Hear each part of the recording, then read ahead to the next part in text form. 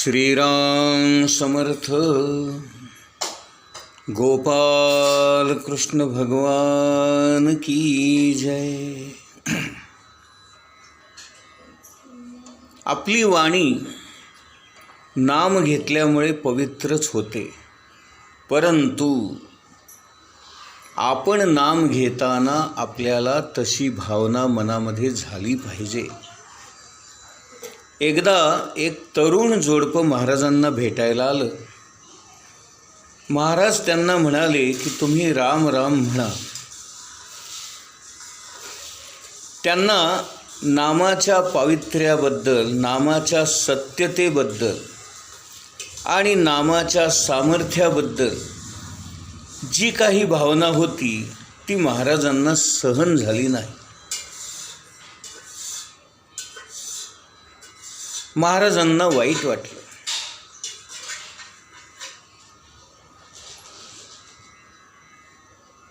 असं म्हटलं जातं, हे संपूर्ण विश्व 2 मजल्यांचं आहे. वरचा मजला हा सूक्ष्माचा आहे, परमेश्वराचा आहे, अध्यात्माचा आहे, परमार्थाचा आहे, अदृश्य शक्तीचा आहे, सद्वस्तूचा आहे. आणि खालचा मजला दृश्य जगाचा आहे, जड प्रकृतीचा आहे, पंचमहाभूतांचा आहे, संसाराचा आहे, प्रपंचाचा आहे. आणि आपण सगळीच माणसं या खालच्या मजल्यावरच राहतो. आपल्याला त्या वरच्या मजल्याची कल्पनाच येत नाही, त्याची जाणीवच आपल्याला होत नाही. आणि म्हणून इथे आपण अध्यात्मदृष्ट्या मृत आहोत असं ज्ञानेश्वर महाराज म्हणतात. व्यवसायात्मिका बुद्धी सांगताना भगवान म्हणतात, जेथ न संचरे पुण्य पाप. ज्या बुद्धीने आपल्याला परमात्म्याचे दर्शन होते, ती बुद्धी कशी असते तर ती अत्यंत सूक्ष्म, अत्यंत निष्कंप असते. आणि हे समजायला आपली बुद्धी पण तशीच पाहिजे. ही शुद्ध बुद्धी जेव्हा नाश पावते तेव्हाच आपला बुद्धिनाश होतो. आणि बुद्धिनाश झाला म्हणजे सर्वच नाश होतो.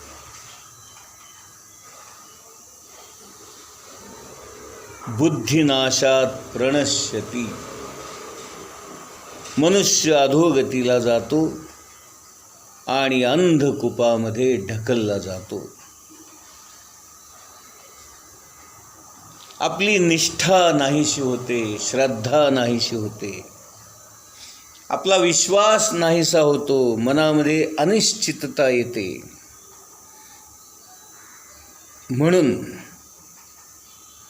जो साधक असतो त्याने भगवंताची नेहमी प्रार्थना करावी, देवा माझ्यावर आलेलं हे संकट निरसन कर.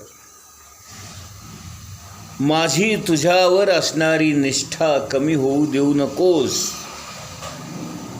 माझी बुद्धी शुद्ध राहू दे,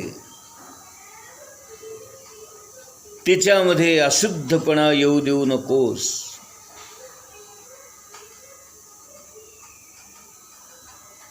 आजकाल जिकडे तिकडे जाहिराती, प्रचार या सगळ्या गोष्टींचा प्रयत्न माणसाची बुद्धी भ्रष्ट करण्यावरच होत असतो. आणि या जाहिरातीद्वारे माणसाला निरनिराळ्या विषयांचं प्रलोभन दाखवून त्याला या सगळ्या गोष्टी खरेदी करण्यासाठी प्रवृत्त केलं जातं. जाहिरातींच्या माध्यमातून त्याला विषयामध्ये अडकवलं जातं. त्याच्या मनामध्ये नसलेल्या कामना निर्माण केल्या जातात आणि तो विनाकारण या गोष्टी खरेदी करण्यामध्ये आपला वेळ आणि पैसा वाया घालवत असतो, आपले श्रम वाया घालवत असतो. म्हणून माणसाच्या बुद्धीवर एकदा का परिणाम झाला की बुद्धिनाश व्हायला वेळच लागत नाही. जाहिरातीच्या माध्यमातून सतत तेच सांगून त्याचं एक प्रकारे ब्रेन वॉशिंग किंवा ब्रेन हॅमरिंग केलं जातं. ज्ञानेश्वर महाराज म्हणतात की एकदा का ही सूक्ष्म शुद्ध बुद्धी नाश पावली की तो माणूस त्या विषयाचंच चिंतन करू लागतो, त्याचंच ध्यान करू लागतो. महाराजांचं पण एक सुंदर वाक्य आहे. ते म्हणतात, परमात्म्याचं स्वरूप हे जर आपण मंदिर समजलो तर ध्यान हे त्या मंदिराचं द्वार आहे. तुम्ही कोणत्याही मार्गाने जा, परंतु ध्यान लागल्याशिवाय आत मात्र प्रवेश मिळत नाही. आणि ध्यान म्हणजे काय तर भगवंताशिवाय मनामध्ये अन्य कोणत्याच गोष्टी येऊ नयेत, मनाला अन्य कुठल्याच गोष्टीचं प्रलोभन असू नये.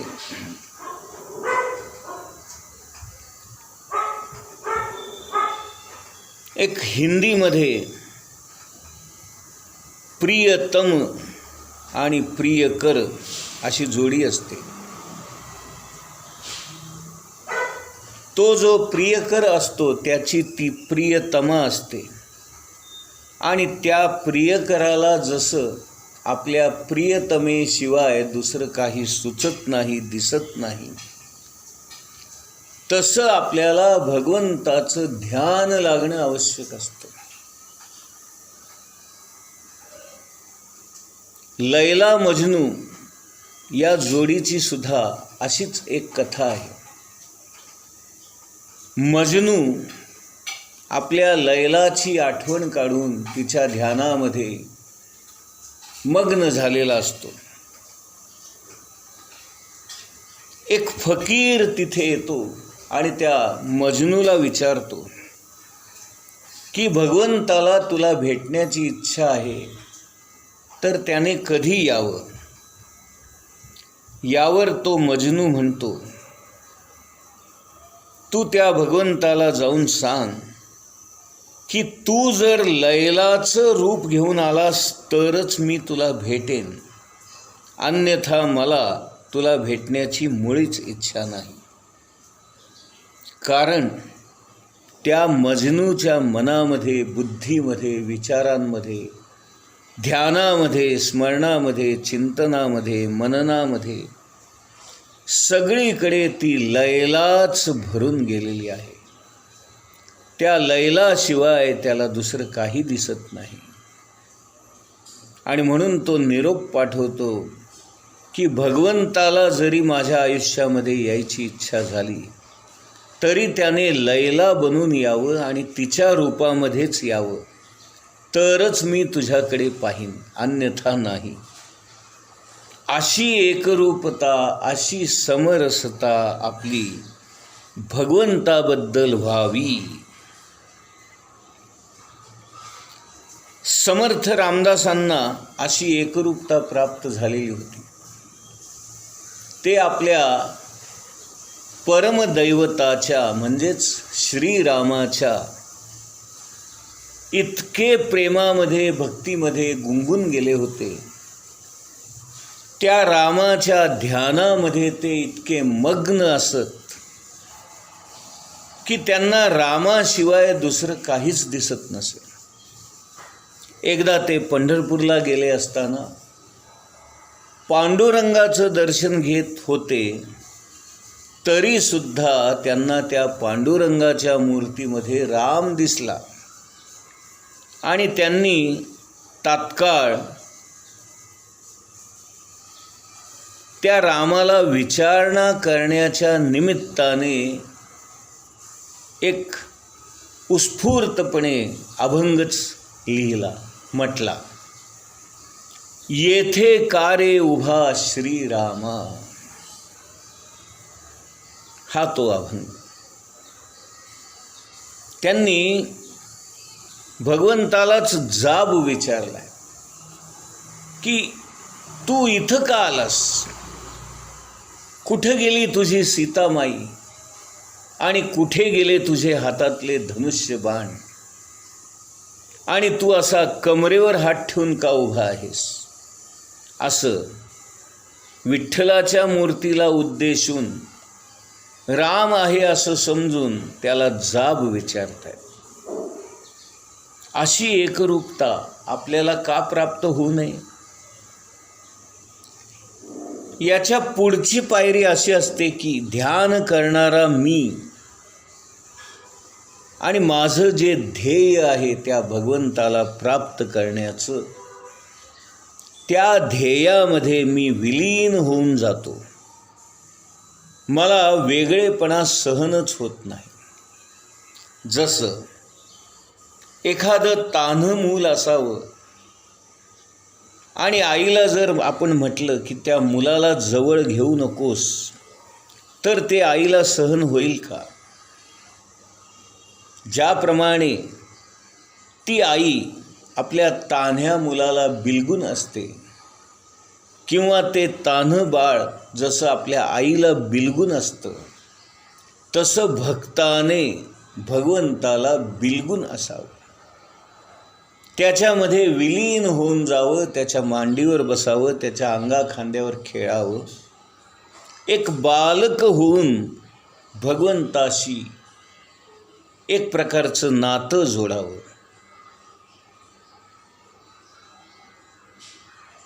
आपल्याला त्या भगवंताशिवाय अन्य काही मनामध्ये येऊच नये.